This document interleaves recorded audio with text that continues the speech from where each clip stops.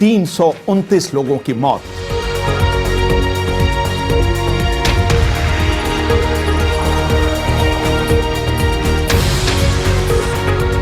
अभिवादन स्वीकार करिए रेहान फतल का। 12 अक्टूबर 1971 को डॉक्टर जगजीत सिंह चौहान ने न्यूयॉर्क टाइम्स में एक इश्तिहार छपवाया जिसमें उन्होंने अपने आप को तथाकथित खालिस्तान का पहला राष्ट्रपति घोषित किया। उस समय बहुत कम लोगों ने इस घोषणा को तवज्जो दी, लेकिन 80 का दशक आते आते खालिस्तान का आंदोलन परवान चढ़ गया। पंजाब पुलिस के आंकड़ों के अनुसार 1981 से 1993 तक 12 वर्षों तक चली खालिस्तानी हिंसा में 21,469 लोगों ने अपनी जान दी और एक जमाने में भारत के सबसे समृद्ध राज्य पंजाब की अर्थव्यवस्था को तहस नहस कर दिया। 23 जून 1985 को खालिस्तानी प्रतीकतावादियों ने मॉन्ट्रियल से मुंबई आ रहे एयर इंडिया के विमान कनिष्क में एक टाइम बम रखा, जिसकी वजह से आयरलैंड के तट के पास विमान में विस्फोट हुआ और 329 लोग मौत के मुंह में समा गए। 9/11 से पहले यह इतिहास का सबसे बड़ा चरमपंथी हमला था। कनाडा के ब्रिटिश कोलंबिया में पीली पगड़ी पहने एक शख्स ने $3005 खर्च कर बिजनेस क्लास के 2 हवाई टिकट खरीदे और उसके साथ ही वैंकूवर से उड़ने वाले 2 विमानों में डायनामाइट और टाइमर से भरे 2 सूटकेस चेक इन कराने में सफल हो गए। एक विमान ने पश्चिम में टोक्यो के लिए उड़ान भरी ताकि वो एयर इंडिया की बैंकॉक और मुंबई जाने वाली फ्लाइट से कनेक्ट कर सके। दूसरा विमान पूर्व की ओर उड़ा ताकि वो टोरंटो और मॉन्ट्रियल से लंदन और नई दिल्ली जाने वाली फ्लाइट से कनेक्ट कर सके। किसी का ध्यान इस तरफ नहीं गया कि चेक इन करने वाले 2 यात्री एम सिंह और एल सिंह विमान पर चढ़े ही नहीं। चेक इन करने के बाद वो हवाई अड्डे से गायब हो गए। हाल ही में छपी किताब blood for blood 50 years of global Khalistan project लिखने वाले कैनेडियन पत्रकार टेरी मिलेस्की अपनी किताब में लिखते हैं, एम सिंह के पीछे लाइन में लगे अगले यात्री ने याद किया कि एम सिंह बहुत सावधानी से अपने पैर की उंगली से अपने सूटकेस को धक्का दे रहा था।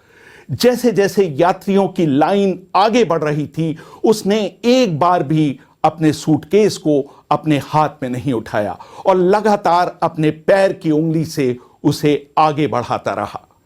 टोक्यो पहुंचने वाले विमान में नरीटा हवाई अड्डे पर विस्फोट उस समय हुआ जब सामान को विमान से उतारकर एयर इंडिया के विमान पर चढ़ाया जा रहा था।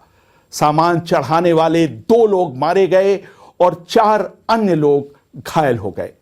शायद इसकी वजह यह थी कि सूटकेस को या तो ढकेला जा रहा था या बम रखने वालों से समय के बारे में अनुमान लगाने में थोड़ी गलती हो गई थी। नरीटा में हुए विस्फोट के 55 मिनट बाद एयर इंडिया की फ्लाइट नंबर 182 में आयरलैंड के दक्षिण पश्चिम तट के पास एक और विस्फोट हुआ, जिसमें विमान कर्मियों समेत 329 लोग मारे गए। शैनन हवाई अड्डे की एयर ट्रैफिक कंट्रोल की ट्रांसक्रिप्ट में बताया गया, सुबह 7:14 पर एक हल्की चीख सुनाई दी और ऐसा लगा कि हवा के बड़े झोंके ने पायलट के माइक्रोफोन को हिट किया है। इसके बाद सन्नाटा छा गया।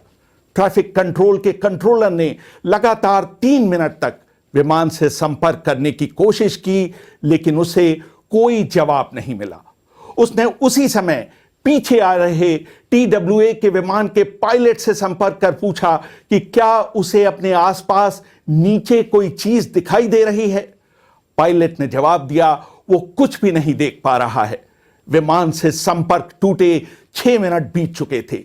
तभी उन्हें कैनेडियन पैसिफिक एयर का एक विमान आता दिखाई दिया। उसे भी आगे उड़ने वाले TWA विमान के अलावा कुछ नहीं दिखाई दिया। कंट्रोलर ने TWA विमान से अनुरोध किया कि वो इलाके का चक्कर लगाए। पायलट इसके लिए राजी हो गया। वो आगे बढ़ने के बजाय एयर इंडिया के विमान की खोज में वापस मुड़ा। कैनेडियन पैसिफिक का पायलट भी गौर से नीचे देख रहा था। उसने कंट्रोलर से पूछा, क्या आप एयर इंडिया के विमान को रडार पर देख पा रहे हैं? जवाब मिला, नेगेटिव, वो स्क्रीन से गायब है। अब तक 20 मिनट बीत चुके थे। TWA फ्लाइट का ईंधन समाप्त हो रहा था, इसलिए उसने लंदन की तरफ वापस उड़ने की अनुमति मांगी। कंट्रोलर ने TWA के पायलट को धन्यवाद दिया। एयर इंडिया के विमान के नीचे गिरने का पता तब चला जब ब्रिटेन के एक मालवाहक विमान ने एयर इंडिया के विमान के मलबे को देखा। यह विमान 31,000 फीट की ऊंचाई से अटलांटिक सागर में गिरा था। बाद में हुई खोज में सिर्फ 131 शवों को बाहर निकाला जा सका। मरने वालों में 268 कैनेडियन नागरिक थे। उनमें से अधिकतर भारतीय मूल के थे। इनमें से 27 ब्रिटिश और 24 भारतीय नागरिक थे। बच्चों ने अपने माता पिता और अभिभावकों ने अपने बच्चे खो दिए थे। कुल 29 परिवार पूरी तरह से समाप्त हो गए थे। कनाडा में बाद में आई हर सरकार ने सफाई दी कि उनको एयर इंडिया के विमान पर हमले की कोई पूर्व सूचना नहीं मिली थी, लेकिन तथ्य इसके विपरीत थे।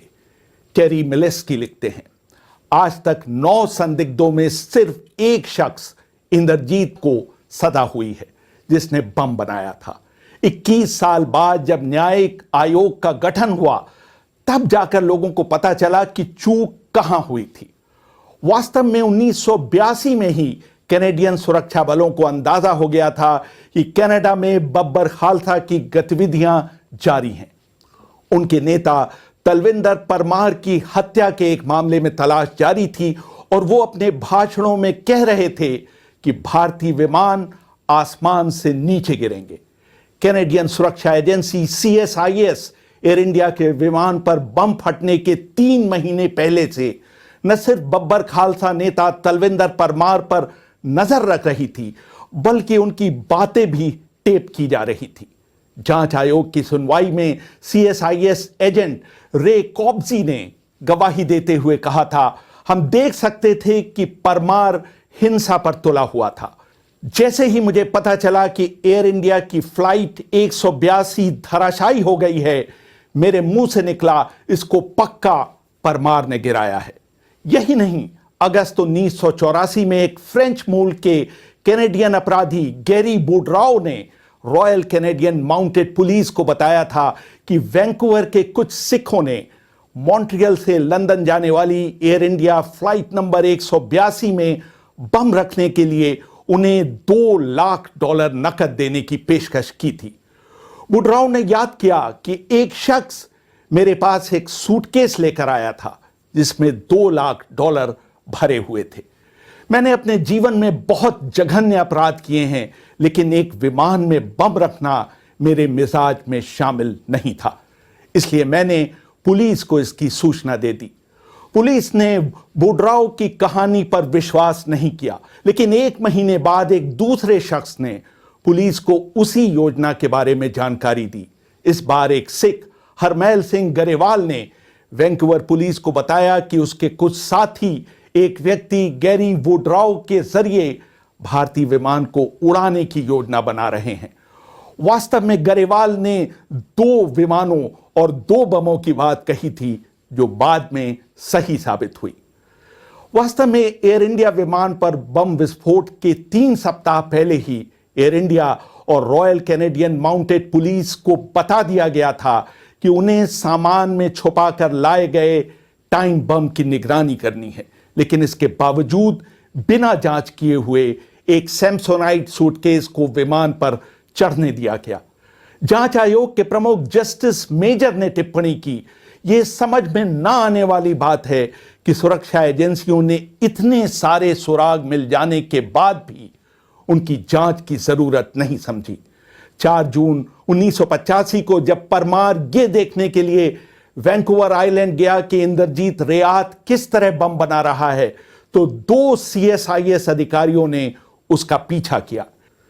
टेरी मिलेस्की लिखते हैं, उन लोगों ने जंगल में जाकर एक विस्फोट किया, लेकिन CSIS अधिकारियों ने इसकी कोई खबर विभाग को नहीं दी। उनको बताया गया था कि उनका काम सिर्फ परमार की निगरानी करना है, उनके किसी काम में हस्तक्षेप करना नहीं। उन्होंने यही किया। उन्होंने कैनेडियन पुलिस से कभी नहीं कहा कि वो परमार को रोककर उसकी तलाशी लें और पूछें कि उसके इरादे क्या हैं। सबसे बड़े संदिग्ध ने जंगल में विस्फोट किया, लेकिन सुरक्षा बलों के सिर पर जू नहीं रहेंगी। यह प्रकरण बताता है कि सुरक्षा एजेंसियों के बीच किसी तरह का कोई समन्वय नहीं था। जांच आयोग के प्रमुख जस्टिस जॉन मेजर ने अपनी रिपोर्ट में लिखा, अगर कैनेडियन पुलिस को पता होता कि सीएसआईएस को क्या पता है और अगर सीएसआईएस को पता होता कि कैनेडियन पुलिस क्या जानती है, तो इस बात की बहुत संभावना होती, बल्कि यह निश्चित हो जाता कि एयर इंडिया के विमान को गिराने की योजना नाकाम हो जाती। विमान गिरने से 2 सप्ताह पहले परमार और अजायब सिंह बागड़ी साथ साथ टोरंटो गए थे और उन्होंने हवाई अड्डे के पास मॉल्टन गुरुद्वारे में प्रवचन देते हुए कहा था, यहां मौजूद लोग एयर इंडिया से सफर न करें क्योंकि ऐसा करना सुरक्षित नहीं रहेगा। 12 जून को वैंकूवर नगर पुलिस ने सिख चरमपंथियों की एक बैठक की जासूसी की, जहां इंटरनेशनल सिख यूथ फेडरेशन के मनमोहन सिंह ने परमार के एक समर्थक पुष्पिंदर सिंह पर आरोप लगाया कि वो उतने लोगों को नहीं मरवा रहे हैं जितने मरवाए जाने चाहिए। कांस्टेबल गैरी क्लार्क मार्लो ने एयर इंडिया मुकदमे में पेश किए अपने हलफनामे में कहा, मनमोहन सिंह ने पुष्पिंदर की तरफ उंगली उठाते हुए शिकायत की कि कोई भी भारतीय राजदूत अब तक मारा नहीं गया है, आप कर क्या रहे हैं? कुछ नहीं। इस पर पुष्पिंदर सिंह ने जवाब दिया, आप देखेंगे 2 सप्ताह के अंदर कुछ न कुछ किया जाएगा। इसके 11 दिनों के भीतर भारतीय विमान में विस्फोट हो गया। जब एक संदिग्ध एम सिंह वैंकूवर में सीपी एयर के चेक इन काउंटर पर पहुंचा तो काउंटर पर मौजूद महिला जेनी एडम्स ने उससे कहा कि टोरंटो से एयर इंडिया से उसकी बुकिंग कंफर्म नहीं है, इसलिए वो उसके सूटकेस को चेक इन नहीं कर सकती। उसको टोरंटो में अपना सूटकेस लेकर एयर इंडिया की फ्लाइट में फिर से चेक इन करना होगा। एम सिंह ने उससे बहस करते हुए कहा कि उसने बिजनेस क्लास के टिकट खरीदे हैं, उसे इस तरह की परेशानी से नहीं गुजरना चाहिए। जेनी एडम्स ने देखा कि सिंह के पीछे यात्रियों की लंबी कतार लगी हुई है, इसलिए वो सिंह की बात मान गई और उन्होंने उनके सूटकेस को इंटरलाइंड कर दिया ताकि उसे टोरंटो में दोबारा चेक इन करने की जरूरत न पड़े। अगर एयर इंडिया ने इसकी जांच की होती कि सीपी एयर से आने वाले सूटकेस का यात्री उसके साथ आया है या नहीं, या सीपी एयर को यह भनक मिल जाती कि उसके विमान पर सामान चेक इन कराने वाला व्यक्ति विमान पर चढ़ा ही नहीं है, तो इतिहास कुछ दूसरा ही होता। रेहान फजल, BBC, दिल्ली।